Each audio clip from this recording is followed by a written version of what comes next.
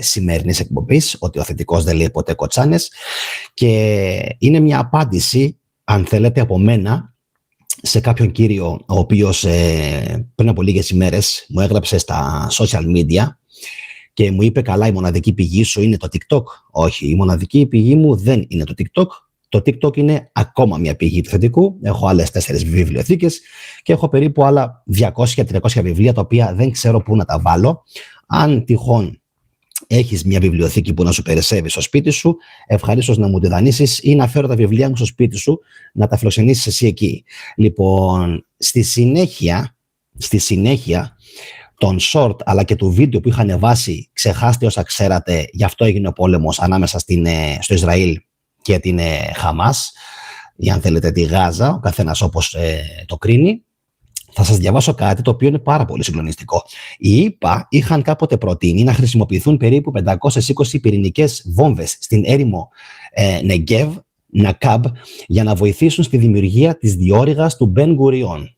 Αν θυμόσαστε, αυτό ακριβώς ήταν και το ζητούμενο της εκπομπής που είχα ανεβάσει, και φυσικά πάρα πολλοί κόσμος είχε αποδεχτεί το γεγονός αυτό, ότι δηλαδή υπάρχει μια γενικευμένη προσπάθεια, αν θέλετε να το θέσουμε έτσι, να απελευθερωθεί εντός εισαγωγικών η περιοχή της Παλαιστίνης και της Γάζας, προκειμένου να μπορέσουν οι Αμερικανοσιωνιστές να κάνουν πιο εύκολα το έργο τους. Και όσο και αν δεν το πιστεύετε, το όραμα του Νταβίτ Μπεν Γκουριόν για αυτήν την διόρυγα δεν είναι κάτι το οποίο είναι νεκρό, ούτε είναι κάτι το οποίο το ξέχασαν εντελώς οι Ισραηλινοί. Πάμε λοιπόν να συνεχίσουμε και να σας ξαναπώ ότι οι Αμερικανοί, έτσι, κατόπιν πρότασης του Μπεν Γκουριόν για αυτό ακριβώς το έργο, είχαν προτείνει να χρησιμοποιηθούν 520 πυρηνικές βόμβες στην έρημο Νεγκέβ.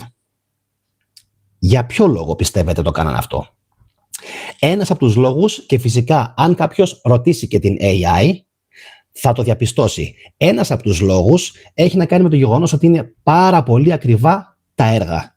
Δηλαδή, αν σήμερα, εγώ το έκανα, ρωτήσετε την AI πόσο εύκολο ή πόσο δύσκολο είναι να γίνει όντως μια διάνοιξη διόρυγας από τον κόλπο της Ακάμπα, ουσιαστικά διόρυγα του Μπεν Γκουριόν, θα σας απαντήσει ότι τόσο ο σχεδιασμός όσο και η εκτέλεση είναι εξαιρετικά δύσκολες. Εντάξει.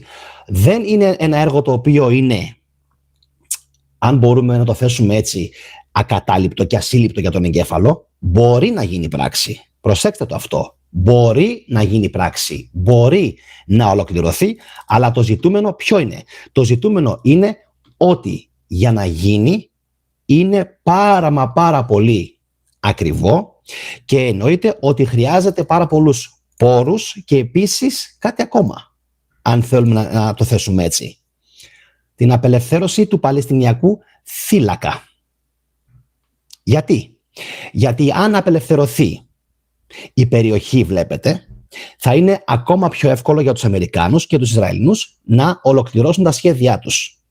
Αν έχεις κάποια γνώμη πάνω στο θέμα αυτό, γράψτε μου είτε τώρα στο live, στα σχόλια, είτε μετά τη λήξη της εκπομπής. Πάμε να συνεχίσουμε. Με τη Γάζα λοιπόν ισοπεδωμένη, για να απαντήσω φυσικά και στον φίλο, ο οποίος καλώς αποφάσισε να με κριτικάρει, με τη Γάζα ισοπεδωμένη υπάρχουν φερόμενα σχέδια για κυριολεκτικά περικοπές, εντάξει, και μείωση του κόστους, εκτρέποντας τη διόρυγα κατευθείαν μέσα από τη μέση του Παλαιστινιακού θύλακα. Ουσιαστικά λοιπόν τι μας λέει το άρθρο αυτό?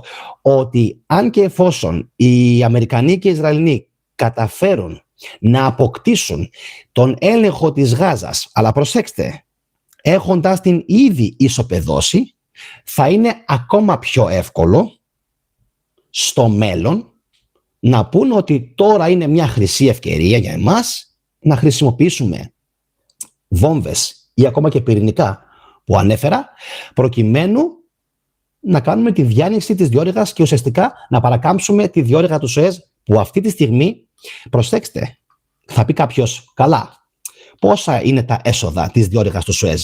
Περίπου 9,5 με 11 δισεκατομμύρια ευρώ το χρόνο. Το θέμα μας είναι αυτό? Όχι. Τα κέρδη αυτά τα παίρνει η Αίγυπτος. Ωραία, το έχουμε συζητήσει, το έχουμε πει σε προηγούμενο βίντεο. Τα κέρδη, επαναλαμβάνω, τα παίρνει η Αίγυπτος. Αλλά προσέξτε ποιο είναι το μεγάλο αλλά με τη διόρυγα του Σουέζ. Ναι μεν η Αίγυπτος παίρνει περίπου 10 δισεκατομμύρια ευρώ το χρόνο από τη διόρυγα του Σουέζ και τα εμπορεύματα που περνάνε. Ξέρετε όμως ποια είναι η συνολική αξία των εμπορευμάτων που περνάνε καθημερινά από τη διόρυγα του Σουέζ?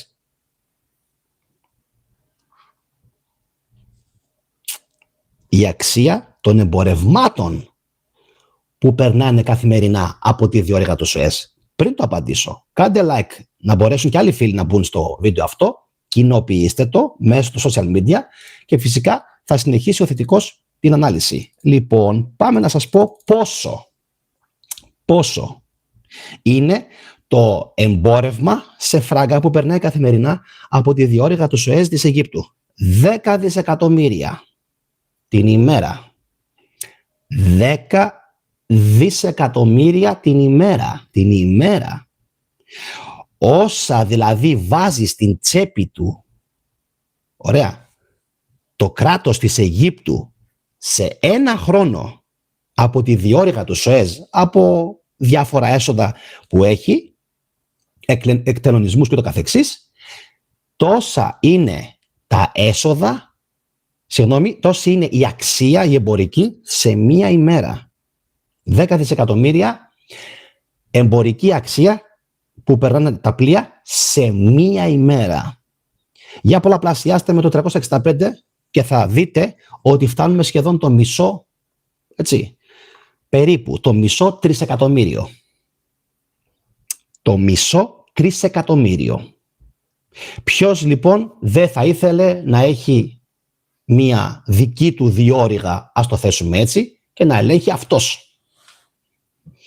όλα αυτά τα εμπορεύματα και φυσικά να παίρνει και τα έσοδα, τα οποία εντάξει, 10 δις δεν είναι κάτι το wow, φυσικά, έτσι, σε παγκόσμιο επίπεδο δεν είναι κάτι το wow, αλλά τα εμπορεύματα, η εμπορική αξία των εμπορευμάτων που αγγίζει το μισό τρεις, εντάξει, εκεί πλέον μιλάμε για πολύ διαφορετικά νούμερα. Από τότε λοιπόν, και συνεχίζω το άρθρο, που το Ισραήλ ξεκίνησε την επίθεσή του στον πολιορκημένο θύλακα, έχει οθήσει τους Παλαιστίνιους να κινηθούν νότια, βομβαρδίζοντας αδιάκοπα τη Βόρεια Γάζα, έτσι, πριν πραγματοποιήσει και κάνει χερσαία εισβολή εβδομάδες αργότερα. Έχουν, προσέξτε, εκτοπιστεί πάνω από 400.000 Παλαιστίνοι, το άρθρο είναι παλιό. Έχουν εκτοπιστεί πάνω από 1,5 εκατομμύριο. Τα νούμερα είναι πολύ παλιά. 1 με 1,5 εκατομμύριο Παλαιστίνοι έχουν εκτοπιστεί. Οι δε νεκροί που αναφέρει το άρθρο, 11.470 τον Νοέμβριο του 2023, είναι ακριβώς 1,5 μήνα μετά την επίθεση, την υποτιθέμενη επίθεση της Χαμάς στο Ισραήλ. Το έχουμε. Δηλαδή, πόσοι πεθάνανε 7 Οκτωβρίου? 1.200. Ωραία. Μετά από ένα μήνα, Νοέμβριο του 2023, είχαν πεθάνει 11.470 Παλαιστίνοι, συμπεριλαμβανομένων κυρίως γυναικών και παιδιών, που τώρα όμως ξεπερνούν τις 200.000. Ποιος έχει βγει κερδισμένος μέχρι στιγμής, οι Παλαιστίνοι ή οι Ισραηλινοί, από το γεγονός αυτό?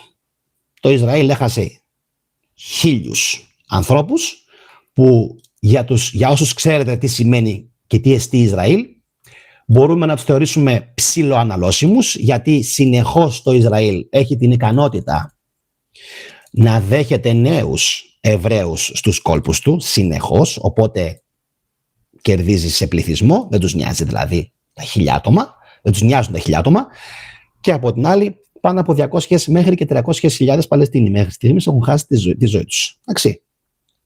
Και υπήρχε κάποια στιγμή ένα παραθυράκι που έλεγε ότι ο αριθμός των νεκρών δεν μπορούσε να ενημερωθεί λόγω της στόχευσης του μεγαλύτερου νοσοκομείου στη Γάζα, που ήταν το Al-Shifa, το οποίο ήταν και παράλληλα κέντρο συλλογής δεδομένων για τους θανάτους και τους τραυματίες.